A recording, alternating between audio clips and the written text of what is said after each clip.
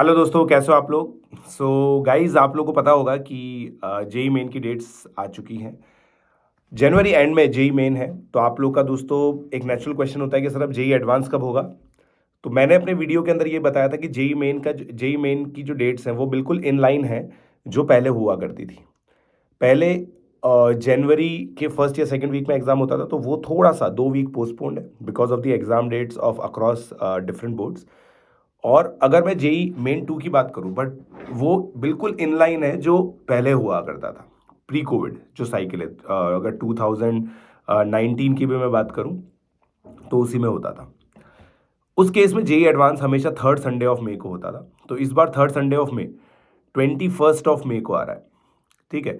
तो जो तकरीबन साइकिल है वो आप लोगों के लिए जो रहने वाली है वो ये रहने वाली है कि जेई मेन जनवरी के अंदर होगा, फिर अप्रैल के अंदर होगा। जेई मेन 1 का रिजल्ट तकरीबन फरवरी 15 फरवरी तक आ जाएगा।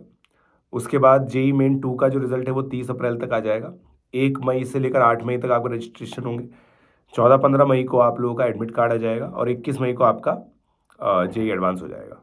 28 मई को जो मैथ्स एंथुजियास्ट हैं उनका आईएसआई का एग्जामिनेशन हो जाएगा, है ना। और ये डेट्स बहुत जल्दी आ जाएंगी दोस्तों। बेसिकली सब लोग एनटी के कैलेंडर का वेट करते हैं। अगर आप ध्यान से देखें तो आप लोग के लिए सीयूईटी भी एक इंपॉर्टेंट एग्जामिनेशन है जो मई मंथ में होगा। तो सीयूईटी की डेट्स भी इस चीज़ को इंडिकेट करती हैं कि जेई एडवांस 21 मई को हो सकता है। तो ये चीज़ मेरे हिसाब से आप लोगों को क्लैरिटी होनी चाहिए, क्योंकि बहुत सारे इंजीनियरिंग स्टूडेंट सीयूईटी का एग्जामिनेशन भी देंगे। अब ये एग्जाम डेट्स तो फिक्स्ड है। तो आप लोग दोस्तों एक काम कर सकते हैं जो आप लोग के लिए मतलब अगर आप लोग चाहें तो एक ऑल इंडिया टेस्ट सीरीज अन अकेडमी लॉन्च करा जो बिल्कुल फ्री ऑफ कॉस्ट है। ठीक है, बिल्कुल फ्री ऑफ कॉस्ट है, AITS। तो वो आप लोग कर सकते हैं, उसको यूज़ कर सकते हैं।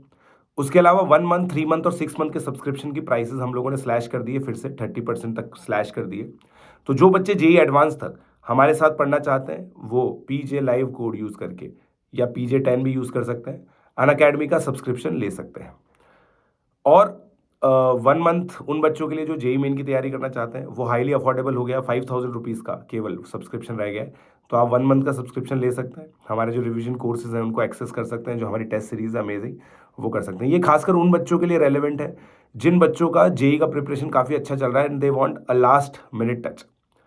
अगर आप अप्रैल अटेम्प्ट भी हमारे साथ प्रिपेयर करना चाहते हैं, जून अटेम्प्ट भी हमारे साथ प्रिपेयर करना चाहते हैं, तो 3 मंथ या 6 मंथ का सब्सक्रिप्शन आप लोग ऑप्ट कर सकते हैं। इन सभी सब्सक्रिप्शंस के लिए मैं आप लोग को एक इनफाइनाइट एक्सेस मिलती है। जितने भी हमारे एजुकेटर्स हैं, जितने भी हमारे पास कोर्सेज हैं, सबकी एक्सेस आप लोगों को मिलती है।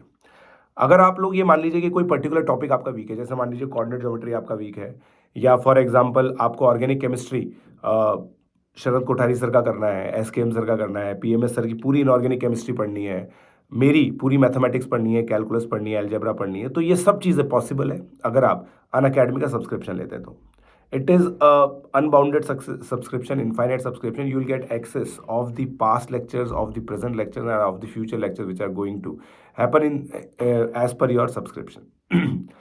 Guys, जेई मेन और जेई एडवांस का जो रिवीजन है वो बहुत ज़्यादा इंपॉर्टेंट होता है और वो बहुत ज़्यादा डिटरमाइनिंग होता है।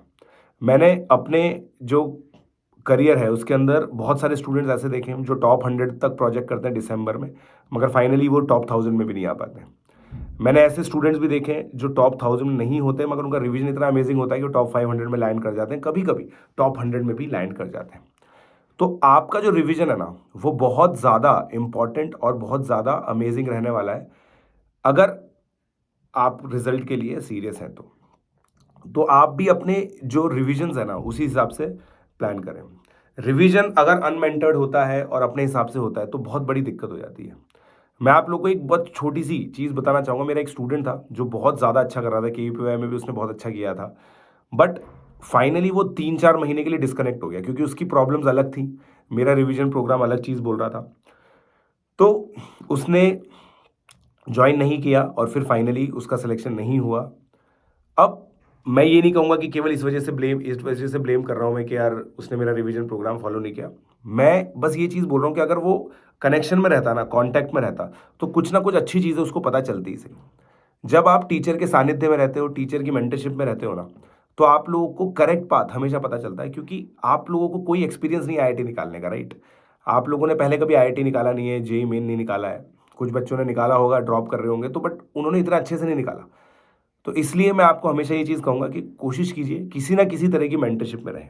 अनअकैडमी में रहना चाहते हैं तो पीजी लाइव कोड यूज़ करके सब्सक्रिप्शन ले सकते हैं, कहीं और है तो बट मेंटरशिप में ज़रूर रहें। ये बहुत क्रिटिकल टाइम है, इस क्रिटिकल टाइम में आप लोग को मेंटर की रिक्वायरमेंट है। Let's crack it.